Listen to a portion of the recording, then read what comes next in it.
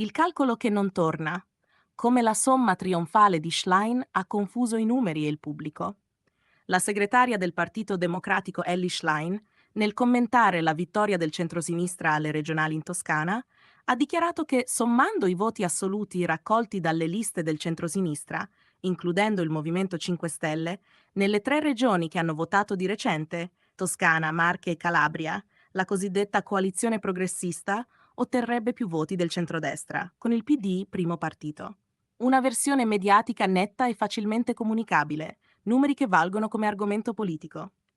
Ma i numeri ufficiali raccontano un'altra storia. I numeri ufficiali e la verifica pratica. La ricostruzione che circola nelle dichiarazioni pubbliche è stata verificata dai fact-checker e dai portali dei risultati elettorali. Analisi basate sui dati di seggio e sui tabulati finali mostrano che, nelle tre regioni considerate, le liste riconducibili al centro-sinistra, includendo il Movimento 5 Stelle dove presente, hanno totalizzato circa 1.253.000 voti, mentre il centro-destra si è fermato a circa 1.264.000 voti. Un lieve vantaggio per il centro-destra, non per la coalizione progressista. È dunque errata? Alla luce dei conteggi definitivi. L'affermazione secondo cui la somma darebbe la vittoria numerica al centrosinistra. Metodo contro sostanza. Cosa non torna nel ragionamento? L'errore non è soltanto aritmetico. Il ragionamento di Schlein presenta almeno tre debolezze metodologiche importanti. Primo, confronto tra contesti eterogenei. Sommare voti assoluti di regioni molto diverse per popolazione, per tradizioni politiche, per dinamiche locali, presuppone che ogni voto abbia lo stesso valore interpretativo. Non è così. Il significato politico di un voto in Toscana non è identico a quello in Calabria. Secondo, ponderazione assente.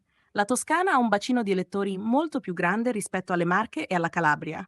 Usare semplicemente la somma aritmetica senza pesare per popolazione o per affluenza dà un'immagine distorta dell'aggregato politico nazionale. Terzo, lista contro candidato. Schlein ha basato il confronto sui voti alle liste, non sui voti ai candidati presidenti. È una scelta tecnica che può avere senso per misurare la forza dei partiti, ma va esplicitata. Molti giornalisti e fact-checker hanno notato che il confronto veniva raccontato al pubblico come se fosse una prova empirica di superiorità nazionale, mentre si tratta di una misura limitata e circoscritta. Proiezioni parziali e comunicazione mediatica. È rilevante che la dichiarazione sia stata fatta durante una fase in cui alcune proiezioni non erano ancora consolidate.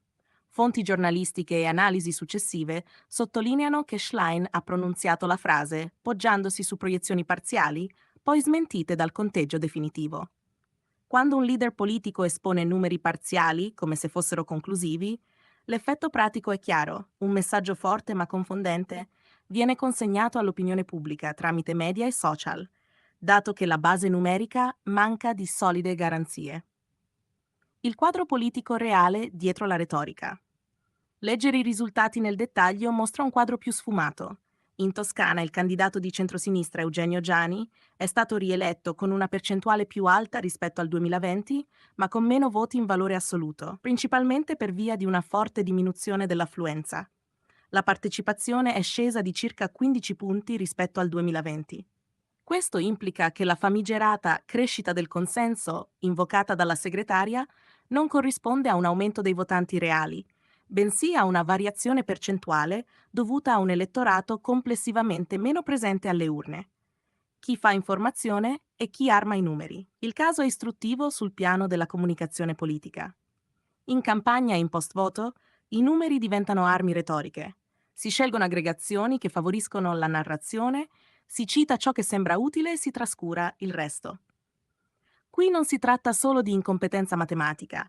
Anche se non si può provare l'intenzionalità con certezza, l'effetto pratico è che una dichiarazione confusa o costruita ad arte finisce per orientare l'opinione pubblica, riducendo la complessità del dato a uno slogan facile da condividere.